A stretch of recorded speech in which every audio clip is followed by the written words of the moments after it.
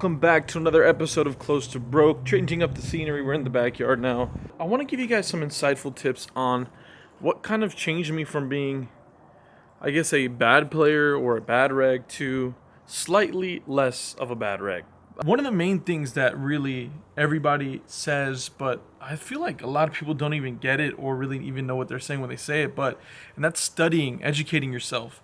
Poker is an evolving game. Whether you like it or not, it's being solved in some facets, and that's why online is kind of a scary place to be, considering there's bots and whatnot. But moving away from that, I do want to state that you should be educating yourself. You should be understanding what the newer generation of players are doing, and you should try to implement that in your game. Obviously, I partnered up with Raise Your Edge, but there's just a blatant thing that we have to do as poker players, and that's educate ourselves in the game, understanding pot odds, understanding ranges clearly. What does a 3-bet look like from the button when we open for middle position? We're playing 100 big blinds effective. How do we approach that with our range? There's so much little nuances in the game that I feel like we don't really appreciate or make the effort to understand. So definitely check out sites like that, like Raise Your Edge. And other sites, there's a ton of other really strong sites. I've mentioned them before a million times. And just go there, make the effort. Look, it might be like $200, $300, $400 to sign up or in excess. But, I mean, think about that. That's like one buy into like a 1-3 game, And I feel like it's worth significantly more than that. So whether you choose to, go through the route that I did, which is Raise Your Edge, that's on you. The other thing that I really want to touch on is mental stability, your mental capacity, where you are mentally when you sit down at a table and you're looking at your hands. This episode is going to be exactly kind of like that. We're going to run through the poker session that we just did, and at the end of the episode, I'm going to touch back on this. So watch through the whole episode. It's going to be worth every second that you watch. And if you guys enjoy content like this, make sure to click the like button down below. Let's do a Q&A next episode, so drop down all the questions below of what you guys would like me to answer. See me, and I'll make sure to feature you guys, shout you guys out on the next video. So yeah, let's do that. Let's hop into the episode. This is a great episode. I'm really happy to have you guys here. Make sure to subscribe if you haven't already. Turn on the notification bells if you haven't as well. And enjoy the session, because this is a crazy one. There's a problem with the button.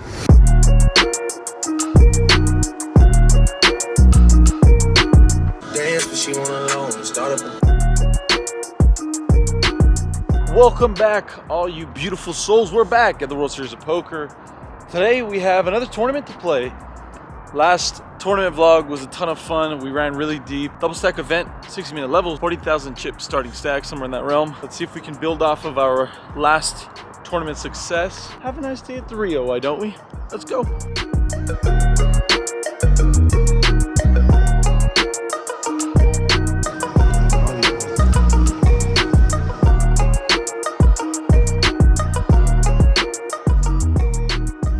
And here we are, very first hand. We look down at 10-9 offsuit from late to middle position. We're going to go ahead and open this up here at the 500 big blind to 1,300 chips. The person to my direct left, who is the cutoff, decides to make the call. It folds all the way around, and no one wants to play the game of poker with us, so we're going heads up to a flop. Looking for a pretty favorable flop, a little bit of a loose open, but our table is not very strong, so looking to get in the mix nonetheless. The flop comes Jack 8-5 Rainbow. Outstanding flop for our hand. Can definitely make the nuts here, so I'm going to go ahead and open this pot with a bet. A continuation bet of sorts, 2,100 to go. My opponent thinks about it for quite a bit of time, fumbling with his chips before making the call. Quite a bit of money in this pot already, as we're looking for a great turn card. Make sure to like, maybe a little bit of good vibes, because the turn comes a 7. Bingo, bango, bongo. Huge, huge, huge hand for us. Now, going to go ahead and be playing the game of poker we love to play, and that is betting when you have the nuts. We're going to go ahead and C-bet once again, the double barrel to 2,200 chips. He thanks for a little bit of time before deciding to make the call. The river comes a pretty interesting card as the King of Hearts. Interesting meaning I'm now thinking that his hands increase a little bit here. Maybe he had King Jack. Maybe he had a 2 pair with this river card. All things being considered, I like to play things a little more dangerous than most. I'm going to go ahead and jam 19,000 chips into the middle here. A huge overbet, but what I've been preaching millions of times over and over again is that people just have trouble making big folds in these tournaments. And when you've got the nuts, there's no reason to be a GTO superstar. The best thing you can do for yourself is go for max value. After quite a bit of tanking, my opponent decides to make the call. He does not expose his hand. He folds, but he told me that he had Jack 8. So huge pot here. We have him covered. Unfortunately, he's busted out of the tournament, and we find ourselves with a monster stack, nearly a full double on the first hand of our session. Let's go. At this juncture, considering how many tournaments we've played, I've been unbelievably happy with the outcome of most of my play, if not all. There's been a couple spots that I've been disappointed in, but for the most part, I feel like we've been playing lights out. Anyways, we catch up with this hand when early position decides to open to 1,600 chips at the 600 big blind level, which is level 5. The button makes it 4,000 chips, so he decides to 3-bet here. When it folds to me here in the big blind, I look down at the beautiful ace-10 offsuit. Man, I could not have picked a better spot to throw in the old 4-ball. This is perfect. This is fate. I believe in this stuff sometimes. I'm going to go ahead and cold 4-bet here. Oh my word, is it going to work? 13,600 chips to go. The early position player gets out of the way, and the button thinks about it for a brief moment before releasing his cards as well. Bada bing, bada boom. We're just out here shooting our shot, and it's good. Let's go. A lot goes on in this hand, so I'm going to ask you guys to buckle up, get on the saddle, get ready to ride this horsey to the destination, which is absolute Valueville. Early position opens to 1,600 chips. I look down at 3-5 suited here from the hijack. I'm going to go ahead and make the call. A little bit on the looser side, but we were playing infinite big blinds deep early in the session. So we're looking to make as many chips as we can possibly make. And we are going to the flop with 2 other players as the cutoff in the big blinds decide to make the call as well. The flop is very, very wet. Ace Jack 3, 2 spades. So we flop ourselves a pair and a flush draw. The action checks to me here. Pretty interesting, the fact that it ends up checking to me somehow. I'm going to go ahead and take over the aggression in this hand and bet 3,000 chips. Folds all the way over to the initial raiser, who decides to make the call. The turn does not come a spade, unfortunately. But fortunately for us, it comes a 3. What the heck? I did not expect that. That is one very interesting way to get there. When he checks to me, I'm going to go ahead and bet, but I'm going to ramp up the aggression here. I'm going to go for a very large sizing. I decide to bet 10,000 chips. When it gets back over to my opponent, I do a little bit of table talk, and he eventually jams.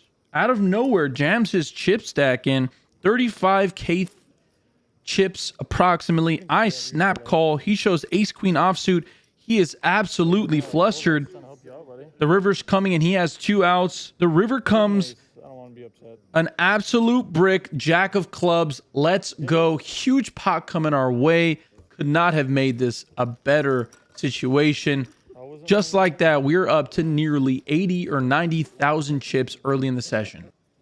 As we go along with this session, things are seemingly going our way. When early position decides to raise to 2K at the 800 big blind level, I look down at ace queen offsuit. Woo-wee! What a beautiful sight to see. You can definitely go either way, 3-betting or calling. In this situation, considering our stack depth, I actually don't mind just calling, so I go ahead and do just that.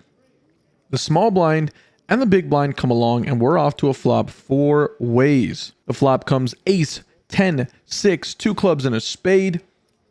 The action checks to me. I'm going to go ahead and bet in position. I'd be betting most of my range here. That's just calling. Luckily for me, I have a pretty darn decent hand here. So I bet 4,500. The small blind and the big blind both make the call. The turn comes the ace of spades. Bingo, bango, bongo.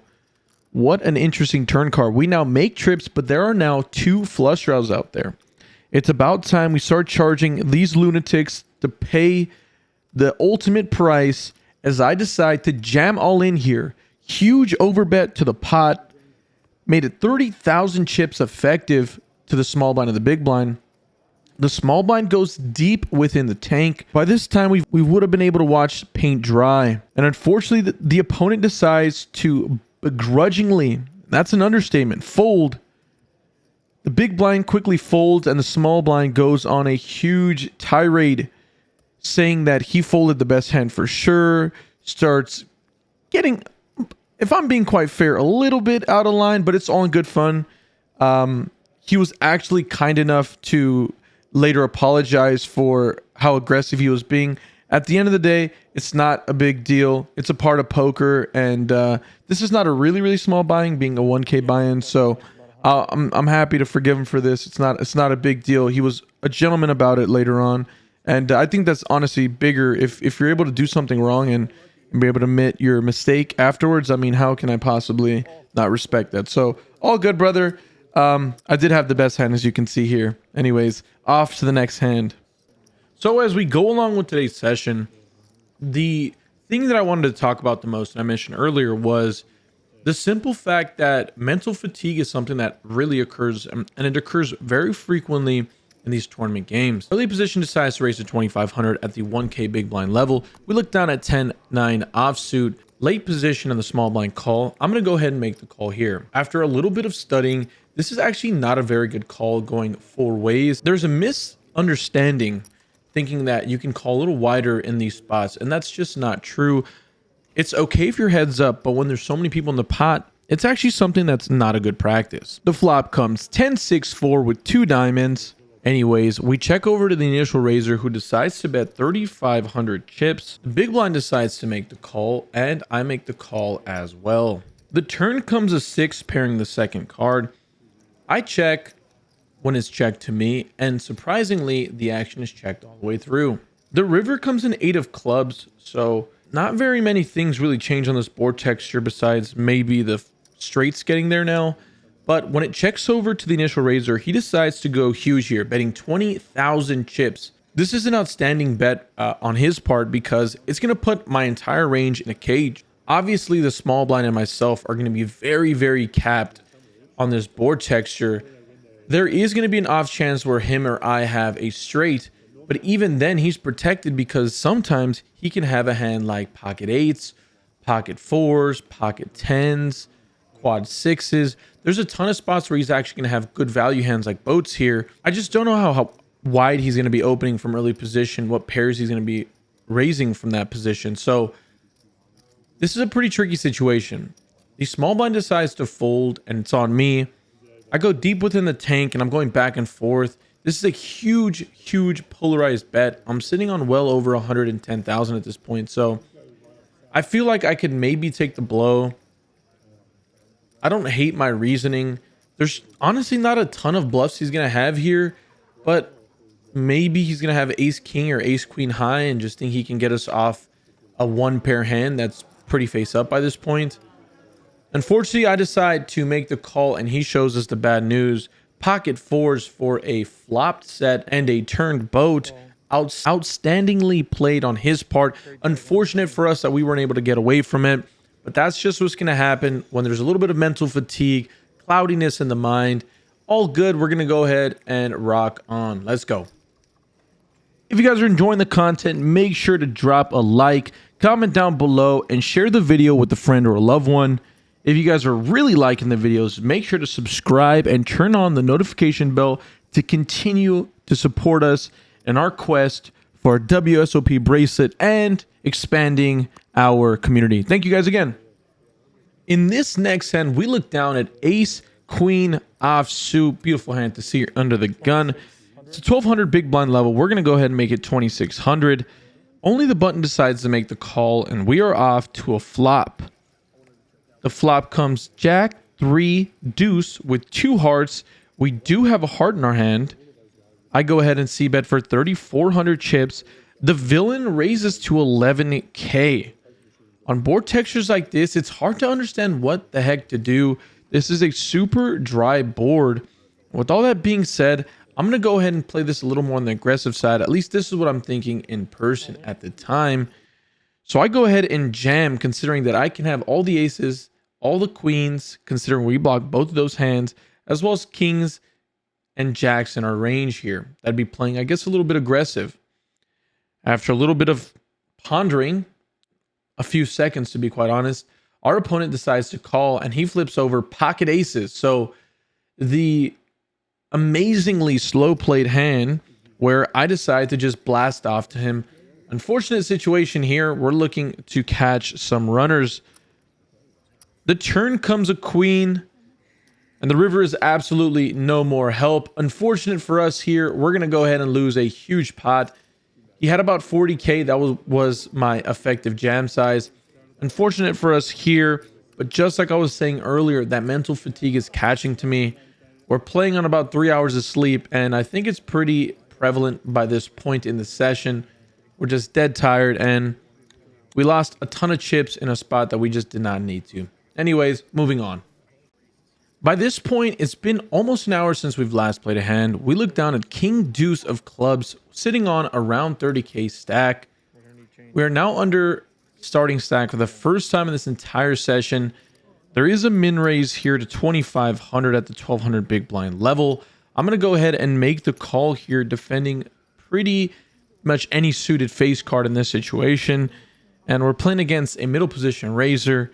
We're off to a flop, looking to catch some magic. The flop comes ace, queen, 4 with 2 clubs. I decide to check here. The villain decides to c-bet for 2,000 chips, going for a down bet.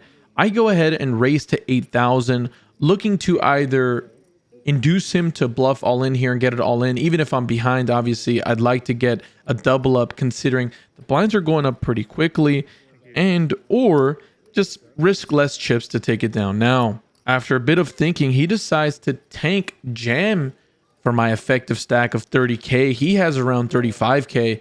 No way I'm going to be folding this hand. We have the nut flush draw here, so I decide to make the call, and we're running it. Our opponent shows king 10 offsuit, so I mean, I'm not really sure what the hell was going on there, but like we mentioned, this is one of the hands that we induced that actually happens to be better than us, even considering how bad of a hand this is.